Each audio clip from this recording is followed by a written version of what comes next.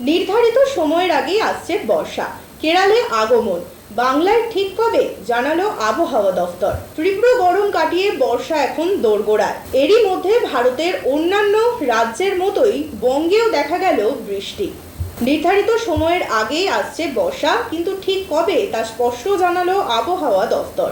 কেরলে বর্ষার আগমন ঘটতেই প্রবল বৃষ্টি শুরু হয়েছে মুম্বই, পুনে সহ উপকূলবর্তী এলাকাগুলিতে।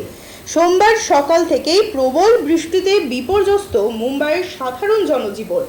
বৃষ্টি ও বজ্রপাতের জেরে বিমান ওঠানামা ও গণপরিবহনে প্রভাব পড়ছে। মৌসুম ভবন জানিয়েছে, আগামী 3 থেকে 4 ঘন্টা আরও বেশি বৃষ্টি হবে মুম্বাইয়ের বেশ কিছু এলাকায়। কুরলা, সায়ন, দাদর ও প্যারেল সহ বেশ কয়েকটি নিচু এলাকা সবচেয়ে বেশি প্রভাবিত হয়েছে। এদিকে প্রবল বৃষ্টির জেরে সকাল থেকেই দৃশ্যমানতা কম থাকায় গণপরিবহনে প্রভাব পড়েছে। রেল লাইনে জল জমে যাওয়ায় সেন্ট্রাল, ওয়েস্টার্ন ও হারবার লাইনে ট্রেন চলাচল ব্যাহত হয়েছে। বেশিরভাগ ট্রেনের সময়সূচিতেও বদল আনা হয়েছে।